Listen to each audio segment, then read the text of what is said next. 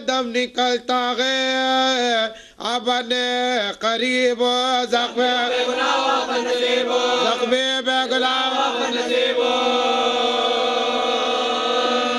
تم جس کے کلمہ گو میں اس کا نواسا ہو پانی پلا کے جمع کہتے تھے یہ حسین کے ایک زلزلہ ہوا ساتوں طبق زمین کے غلے آسمان غلا ناگاہی فاطمہ زہرا کی یہ صدا وقت نماز سے میرا طفلی میں جو کیا تھا وہ وعدہ وفا کرو جھکر کا صدا کرو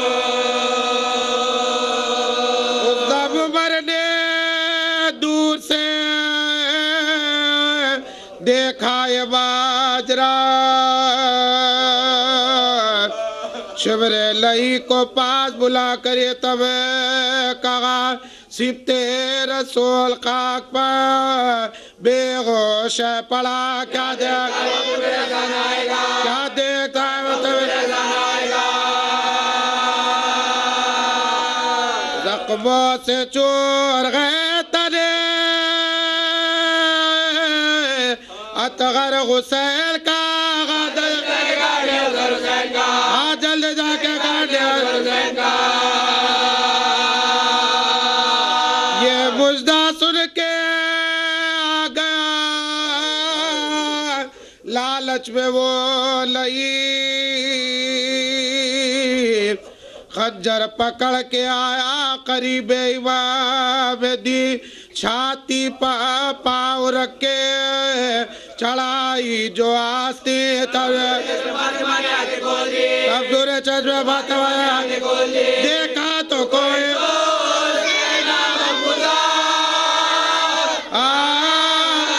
خنجر گلے پاسے نہ بغل خنجر گلے پاسے نہ بغل خنجر گلے پاسے نہ بغل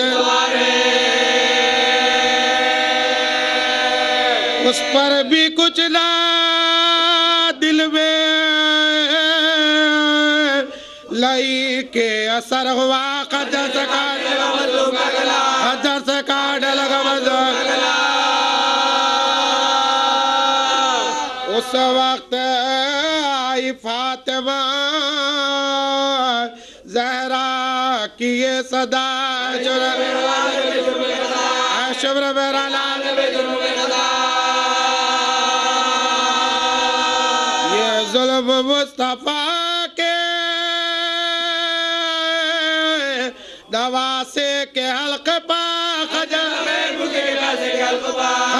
پیر بکے میں نے بڑے دکھوں سے بالا میں نے بڑے دکھوں سے بالا میں نے بڑے دکھوں سے بالا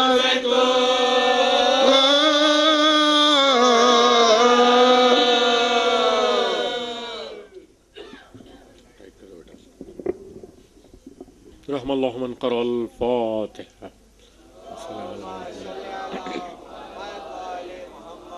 ولا قوة الا باللہ العلی العظیم اعوذ باللہ من الشیطان اللعین الرجیم بسم اللہ الرحمن الرحیم الصلاة والسلام علی سید الانبیاء والمرسلین خاتم النبیین شفیع المذنبین رحمت للعالمین ابو القاسم محمد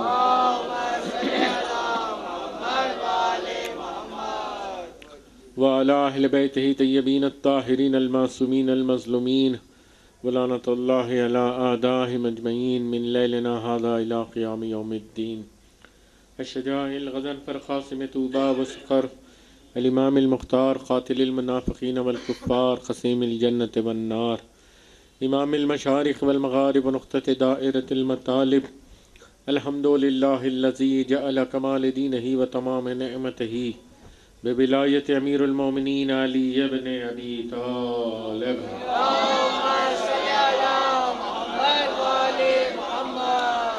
أما بعد فقد قال رسول الله صلى الله عليه وآله وسلم إن الحسين مصباح الهدى وسفينة النجاة. صلوات پڑھ دیں محمد.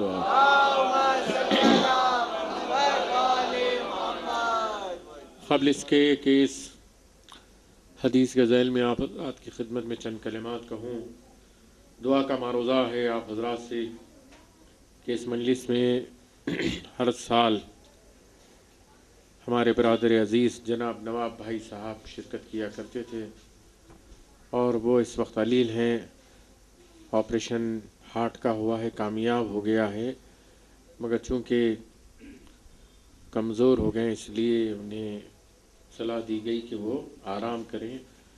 دعا کی آپ پروردگار بحق چہاردہ معصومین کا برادر مومن ہر دل عزیز جواب نواب بھائی کو صحت کامل عطا فرمائے. عالم میں جتنے مومنین و مومنات علیل ہیں پروردگار انہیں صحت کامل عطا فرمائے. ایک اور صلوات پڑھ دیں محمد و آل محمد.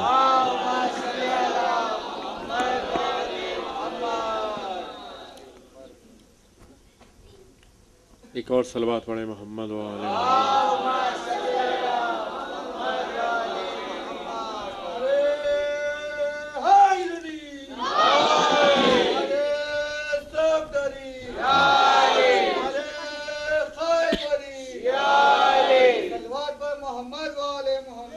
اللہم صلی علی محمد. ارشاد پیغمبر اسلام ہے کہ حسین ہدایت کی تضبیح ہیں، مصباح الہدی ہدایت کی تضبیح ہیں، اور سفینۃ النجات ہیں، نجات کی کشتی ہیں. دونوں ہی چیزیں واضح ہو گئیں. اس دنیا میں اگر انسان آیا ہے تو اسے ہدایت کی ضرورت ہے، اور جب اس دنیا سے وہ جائے گا تو اسے نجات طلب ہے. اور یہ دونوں چیزوں کے لیے ایک ہی مرکز کو قائم کر دیا، اور اس ذات کا نام امام سید الشہداء حسین ابن علی علیہ السلام.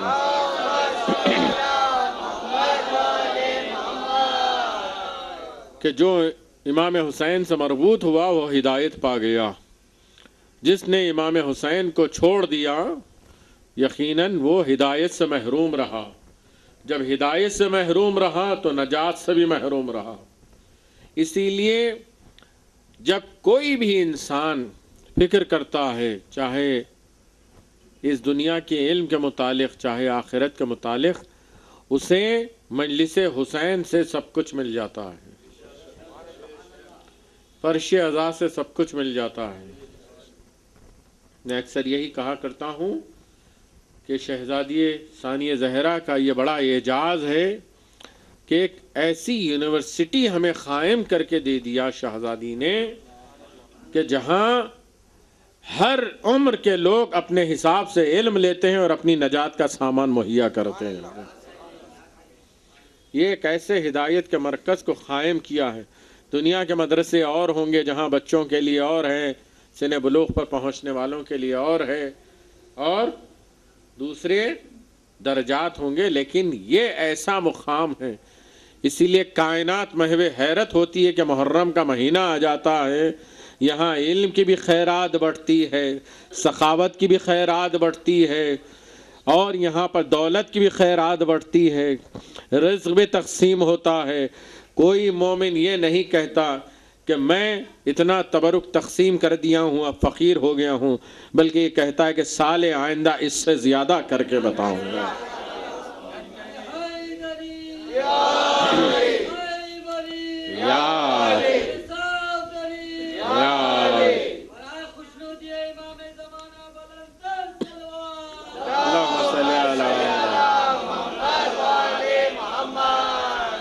تو یہ آپ معجزہ ہی سمجھیے گا ذات حسین ابن علی کا، اور اس اعجاز کا کہ جو فرش اعزاز سے ملتا. میں معروضہ نوجوانوں سے ہی کرتا ہوں، بزرگ مجھ سے بہتر جانتے ہیں کہ اس فرش اعزاز کی عظمت کو سمجھیے گا، اس کی برکت کو سمجھیے گا. پہلی چیز یہ ہے کہ یہ ایسی فضیلت کی اور ایسی عظمت والی فرش عزا ہیں کہ جہاں آپ کو اگر شرف ملتا ہے تو شہزادی کونین کے ساتھ بیٹھنے کا شرف ملتا ہے. اور نہ معلوم کتنی ہستیاں اس فرش عزا میں آتی ہیں، کتنے معصومین اس فرش عزا میں شریک ہوتے ہیں، کیونکہ وارث غم نے ہی بتا دیا کہ اس فرش عزا میں کون کون شریک ہوتا ہے. اور دوسرا معروضہ میرے سے آپ حضرات سے یہ رہتا ہے کہ چونکہ سبیلیں بھی لگائی جاتی ہیں، محرم کا زمانہ آتا ہے تو سبیلیں بھی لگائی جاتی ہیں، اور یہ حکم شرعی ہے کہ پیاسے کو پانی پلایا جائے. اور اگر کوئی حسین کے نام پر پانی پلاتا ہے تو اس سے بڑی عظمت والی بات اور کیا ہوگی. سبیل لگائی جاتی ہیں پانی پلانے کے لیے، مگر ہمارے پاس چند بچے ایسے ہیں جو مجالسوں کو چھوڑ کر سبیلوں پر بیٹھ جاتے ہیں. یہ سبیلوں پر بیٹھنے کا مطلب کیا ہے؟ پہلی چیز یہ ہے کہ پانی پلانے کے لیے ایک شخص کافی ہے. ایک شخص اگر سبیل پر بیٹھ جائے بس کافی ہے. دوسری چیز یہ ہے کہ آپ مجالسوں کو چھوڑ کر سبیل پر بیٹھے ہوئے ہیں. یہ کون سا نیک کام کر رہے ہیں بتائیے گا مجھے. تیسری چیز یہ ہے کہ اگر مثلا 8 بچے 10 بچے یا 4 بچے ہی سمجھ لیں سبیل پر بیٹھ جائیں گے تو جو مومنات ہیں وہ پانی پینے کے لیے کیسے سبیل پر آئیں گی؟ آپ کی مائیں اور میری بہنیں یہ سب اگر پیاس لگ رہی ہے، راستے سے جا رہی ہیں، نام حسین پر پانی بٹ رہا ہے تو وہ کیا اپنی پیاس بجھا پائیں گی؟ جب نوجوان بچے سبیلوں پر بیٹھے ہوئے رہیں گے تو کوئی مومنہ آگے نہیں بڑھے گی پانی پینے کے لیے. مومنہ کی بات چھوڑے کسی اور مذہب کا بھی شخص یہ سوچنے پہ مجبور ہو جائے گا کہ سبیل پر پانی پینے کے لیے ہم جب پہنچیں گے تو اتنے سارے لوگ موجود ہیں. کیا ہوگا؟ سبیل آب لگانے کا مقصد فوت ہو جائے گا. سبیل لگائی گئی تھی پانی پینے کے لیے مگر آپ نے اس مقصد کو فوت کیا، اس مقصد کو ختم کیا، بیٹھے ہوئے سبیل پر. دوسرے یہ ہے کہ اتنی بے ادبی سے بیٹھے ہوئے ہیں. آپ دیکھیے گا ایسے معلوم ہوتا ہے کہیں سونے کے لیے جگہ نہیں ملی ہے، بس سبیل پہ ہی جگہ ملی ہے. چلیے سو جائیے گا، مگر سوتے وقت بھی آپ عجیب حرکت کر رہے ہیں کہ جس ذکر کے لیے ملائکہ نازل ہوتے ہیں، جس ذکر کی عظمت یہ ہے کہ پیغمبر نے قسم کھا کے کہا ہے کہ جہاں کہیں بھی ہمارا ذکر ہوگا وہاں ملائکہ نازل ہوتے ہیں، اور آپ کیسٹ لگائے ہوئے آرام کر رہے ہیں، نوحے ہو رہے ہیں، مرثیے ہو رہے ہیں.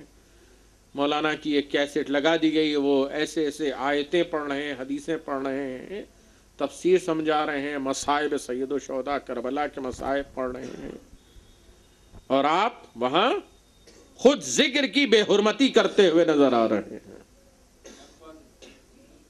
للہ ایسا نہ کیجیے گا. میں نے کل ہی کی مجلس میں بی بی کے لائے میں بھی اشارہ کیا کہ جہاں آپ دیکھیے محرم سے ہٹ کے اگر چلے جائیں، یوں تو آپ کے چہرے پہچانے جاتے ہیں کہ آپ حسینی ہیں، آپ اہل بیت کے چاہنے والے ہیں، مگر چونکہ مخصوص ہو جاتے ہیں محرم میں سیاہ لباس سے، نہ دیکھنے والا بھی آپ کی طرف متوجہ ہو جاتا ہے. آپ کیا مظاہرہ کر رہے ہیں کہ ہم حسینی ہیں، ہم عزادار ہیں، ہم ماتمدار ہیں. پھر اس کے بعد اگر شاہراہوں پر ٹہر کر یا سبیلوں پر بیٹھ کر اگر اس طرح کی حرکتیں کریں گے تو یہ بات کہاں تک چلے جائے گی؟ آپ تک محدود نہیں رہے گی. یہ کہیں گے حسین کے ماننے والے ایسے ہیں. توجہ فرمائیے، بات کہاں تک چلے جائے گی؟ اس بات کا خیال رکھیے گا کہ جب آپ سیاہ لباس پہن چکے ہیں تو آپ کعبے کے مماثل ہو گئے ہیں. بہت بڑی عجیب بات کہہ رہا ہوں. آپ کعبے کے مماثل ہو گئے ہیں. کعبہ کیا ہے؟ ہدایت کرتا ہے کہ نہیں کرتا ہے؟ مرکز بنا ہوا ہے کہ نہیں بنا ہوا ہے؟ حسین کے غم میں سیاہ لباس پہنا ہوا ہے کہ نہیں پہنا ہوا ہے؟ اور آپ جب سیاہ لباس پہن رہے ہیں تو آپ کے ذریعے سے لوگ اہل بیت کی طرف پہنچ رہے ہیں، حسین کو پہچان رہے ہیں۔ نامعلوم لوگ آپ کو دیکھنے کے بعد پوچھیں کیا ہے یہ، کس کے غم میں ہے، یہ سیاہ لباس کیوں پہنے؟ کہ یہ کربلا والوں کے غم میں ہے۔ ہوتے ہیں کہ نہیں ہوتے؟ آپ پہچان بنتے ہیں کہ نہیں؟ تو اس لیے میرا معروضہ ہے کہ آپ بڑے ہی ادب و اخلاص کے ساتھ مظاہرہ کریں۔ یہ 2 مہینے 8 دن بڑے ہی نعمت ہیں ہمارے لیے۔ مجھے تفصیل بہت عرض کرنی تھی، لیکن چونکہ اختصار کر رہا ہوں، وقت زیادہ ہو گیا ہے، موسم کا بھی تقاضا ایسا نہیں ہے۔ آپ دیکھیں اس فرش اعضاء کی عظمت یہ ہے، سال گزشتہ کتنے لوگ موجود تھے، یہ سال آتے آتے کتنے لوگ دنیا سے رخصت ہو گئے۔ جب آپ کو یہ محرم ملا ہے نصیب سے، دیکھیے غدیر بھی ملتی ہے نصیب سے، محرم بھی ملتا ہے نصیب سے۔ ہر کسی کو غدیر نصیب نہیں ہوتی ہے، اسی طریقے سے محرم بھی ہر کسی کو نصیب نہیں ہوتا ہے۔ کائنات میں کتنے لوگ ہیں، کتنے انسان موجود ہیں، ہر کوئی غم حسین میں مصروف ہو جاتا ہے؟ نہیں، اپنے اپنے کاروبار میں مصروف ہیں۔ لیکن آپ ہیں کہ ساری چیزیں چھوڑ کر کے عزاداری کی طرف متوجہ ہو رہے ہیں۔ کیوں ہو رہے ہیں؟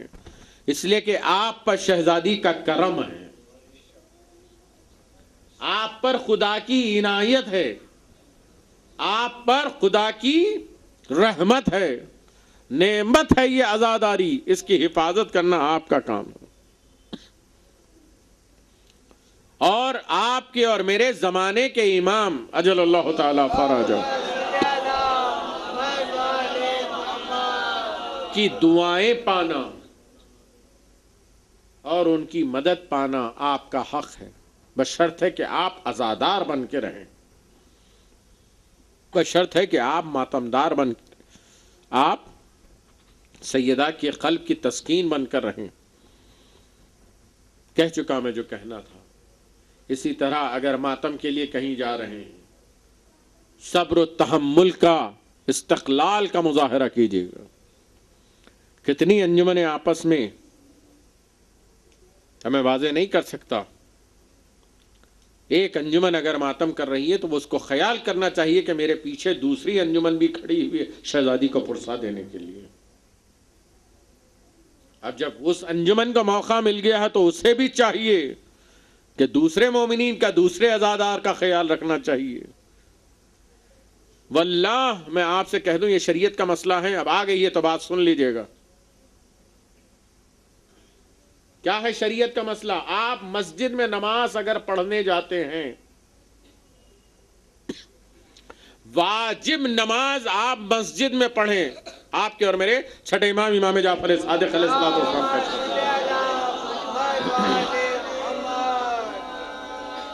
امام فرماتے ہیں کہ تم واجب نمازیں مسجد میں ادا کرو، مستحب نمازیں گھر میں پڑھا کرو۔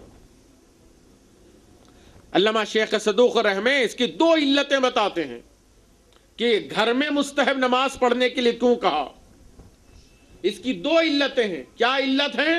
پہلی علت یہ ہے کہ کہیں آپ کو یہ خیال نہ گزر جائے کہ مستحب نماز میں پڑھتا رہوں اور کچھ مجھے دیکھ کر نمازی کہنے لگے۔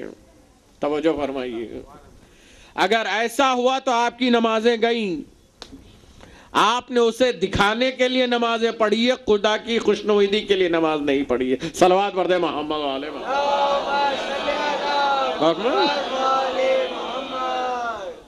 اس لیے مستحب نمازیں گھر میں پڑھا کریں۔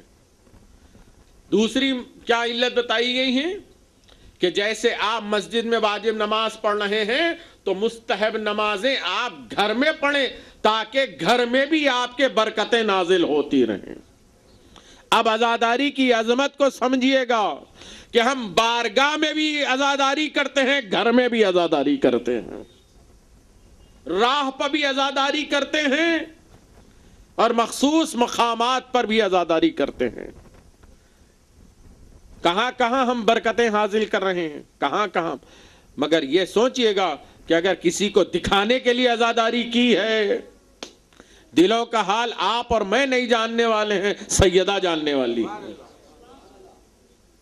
کہ یہ ذاکر پڑھ رہا ہے تو کس کی رضا کے لیے پڑھ رہا ہے، یہ نوحہ خان اگر پڑھ رہا ہے تو کس کے لیے پڑھ رہا ہے، کیا اپنی آواز دکھانے کے لیے پڑھ رہا ہے؟ توجہ فرمائیے گا،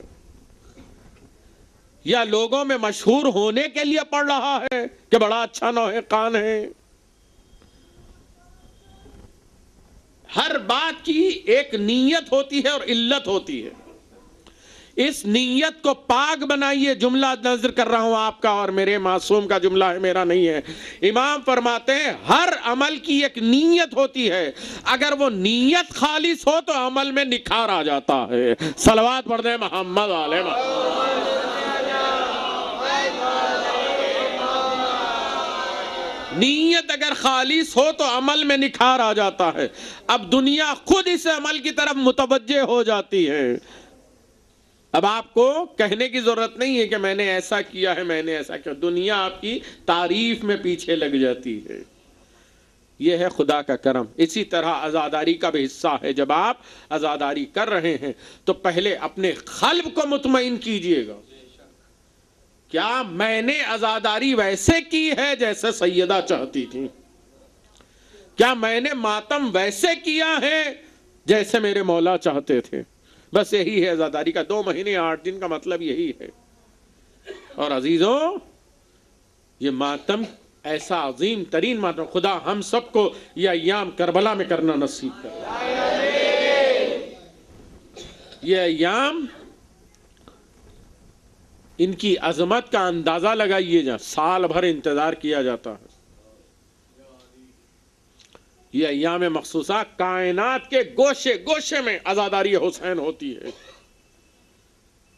اور یہ نہ سمجھیے گا کہ یہ عزاداری ہم سے ہے، نہیں، عزاداری سے ہم ہیں۔ ہم رہیں یا نہ رہیں یہ عزاداری قائم ہوتی رہے گی۔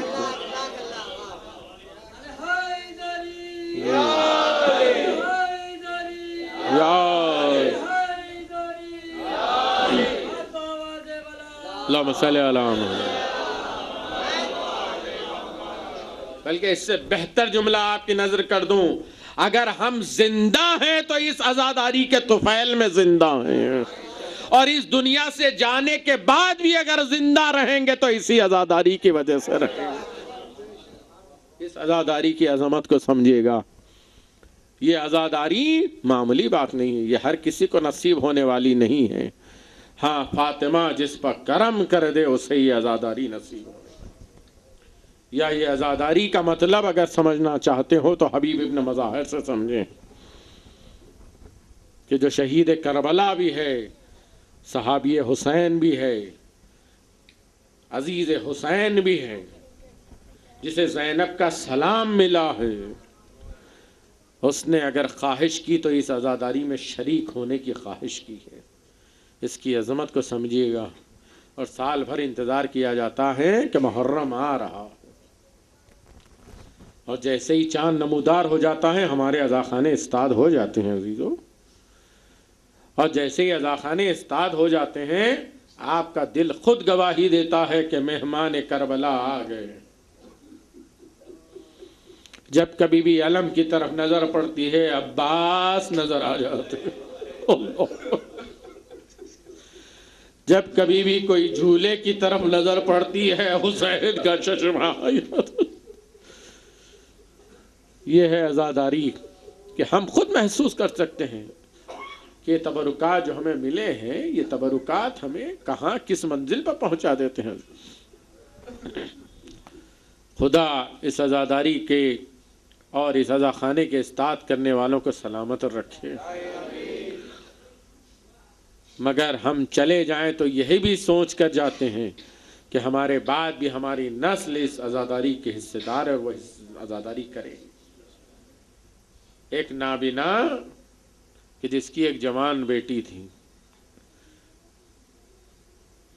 جو محرم کے آنے پر عزاداری کا اہتمام کرتی تھی، عاشور خانہ استاد کرنا، فرش بچھانا، عزادار کا آنا بیٹھنا، مجلس کا کرنا، اہتمام، یہ ساری چیزیں۔ لیکن ایک سال ایسا آیا کہ محرم سے قبل اس نوجوان بیٹی کا انتقال ہو گیا۔ ایک لوتی ایک بیٹی، ماں نابینا ہے، ماں تڑپ رہی ہے لاشے پر، بہت ہی تڑپ رہی ہے، لوگ دلاسا دے رہے ہیں، عورتیں آگے بڑھ کے دلاسا دے رہی ہیں۔ تو ایک مرتبہ کہا کہ میں اس لیے نہیں رو رہی ہوں کہ میری نوجوان بیٹی گزر گئی، میں اس لیے رو رہی ہوں کہ میرے گھر عزاداری کرنے والی اب کوئی نہیں رہے، میری بیٹی میری گھر کی عزاداری کیا کرتی تھی، اب وہ نہیں ہے۔ اس طرح تڑپ تڑپ کے گریہ کرنے لگی، اور زمانہ گزرا، محرم کا چاند نمودار ہو گیا۔ بس جیسے ہی نمودار ہوا، صحن خانہ میں آ کر کے بیٹھ گئیں اور تڑپ کر دل سے آواز دی کہ اے حسین، کیا اب میرے گھر میں مہمان نہیں آؤ گے؟ کربلا والے، کیا میرے گھر اب مہمان نہیں رہیں گے؟ بس ابھی یہ پکارا ہی تھا کہ دروازے پر دخل باغ ہوا، پہنچی دروازے پر، محسوس کیا کہ چند بیویاں آئی ہیں اور وہ یہ کہہ رہی ہیں کہ اگر تم کہو تو ہم تمہارے گھر مہمان ہو جائیں۔ تو اس نے کہا کہ بڑے شوق سے آپ میرے گھر رہ سکتی ہیں، مہمان ہو سکتی ہیں، مگر میری ایک شرط ہے، اسے قبول کر لیں تو مجھ پر احسان ہوگا۔ کہو کیا شرط ہے؟ کہ میرے گھر حسین کی عزاداری ہوتی ہے اور علم استاد ہوتے ہیں، اگر یہ کام تم انجام دے سکتی ہو تو میرے گھر میں۔ تو آنے والی بیویوں نے کہا کہ ہمارا کام ہی یہی ہے کہ ہم گھر گھر جا کر عزاداری کرتے۔ بیویاں گھر میں مہمان ہوئی، عزاداری ہونے لگی، علم استاد ہوئے۔ ایک مرتبہ وہ خود کہتی ہیں کہ ایسی عزاداری میں نے کبھی نہیں دیکھی کہ ایک ایک دن جیسے جیسے گزرتا جاتا ہے بیویوں کی کیفیت میں اضافہ ہوتا چلا جاتا ہے۔ ایک ایک دن ایسا ہوتا جاتا ہے کہ بیویاں تڑپ تڑپ کے روتی ہیں، مگر وہ یہ کہتی ہیں کہ میں نے دیکھا کہ روز عاشور بڑی قیامت گزر۔ روز عاشور ایک معظمہ بیوی تھی کہ جو بآواز بلند کہتی تھی کہ ہائے حسین۔ جب وہ یہ کہتی تھی تو ایسے معلوم ہوتا تھا کہ در و دیوار سے گریے کی آواز آ رہی ہے۔ عزیزو، عاشورہ تمام ہوا، بیویوں نے کہا کہ اب ہمارا کام ہو گیا، ہمیں اجازت دے دو، ہم جانا چاہتے ہیں۔ تو اس نے کہا کہ ٹھیک ہے، بڑا آپ کا احسان ہے، آپ کو میرے مولا حسین اس کی جزا دیں گے، مگر کچھ دیر کے لیے رک جائیے۔ یہ کہہ کر حجرے میں گئیں، جا کر کے تبرک لیے ہوئے آئیں، اور آنے کے بعد کہا کہ بی بی میں غریب ہوں، میرے پاس کچھ نہیں ہے، یہ روزانہ جو تبرک حسین بٹتا تھا میں اٹھا کر رکھتی تھی، اسے قبول کر لیجئے۔ بس جیسے یہ کہا تو ان میں سے ایک بی بی نے کہا اے حسین، تیری ماں کو عزاداری کا صلہ دیا جا رہا ہے۔ بس ایک مرتبہ تڑپ گئی کہ آپ کون ہیں؟ کہ آپ بھی نہیں پہچانا؟ ارے میں غریب حسین کی ماں ہوں، میں فاطمہ ہوں۔ قدموں پر سر رکھ دیا، کبھی بھی آپ آ گئی کہ میں تنہا نہیں آئی ہوں۔ ارے یہ زینب ہے، یہ کلثوم ہے، یہ سکینہ ہے، یہ رقیہ ہے۔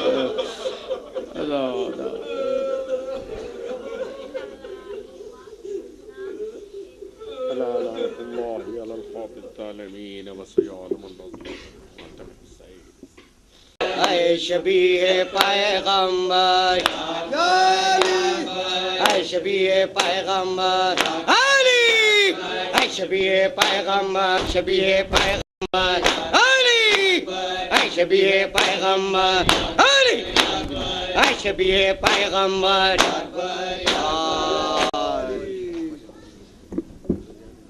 گلا کٹاتے ہیں بچانے دین کو سرور، گلا کٹاتے ہیں یا جو رب سے تھا وعدہ، کیا جو رب से था वादा उसे निभाते हैं बचाने दीन को सरवर गला कटाते हैं बचाने दीन को सरवर गला कटाते हैं बचाने दीन को सरवर गला कटाते हैं हुसैन फतह का ऐलान करने को हंस गए हुसैन फतह का ऐलान करने को हंस गए गले पतीर सितम खा गले पतीर सितम खा के मुस्कुराते हैं जान दीन को सरवर गला कटाते हैं बचान दीन को सरवर गला कटाते हैं तुम्हारे मरने से टूटी कमर मेरी भैया तुम्हारे मरने से टूटी कमर मेरी भैया हुसैन गाजी के लाशे गाजी के लाशे हुसैन गाजी के लाशे पकड़ते जाते हैं जान दीन को सरवर गला कटाते हैं बचाने दीन को सरवर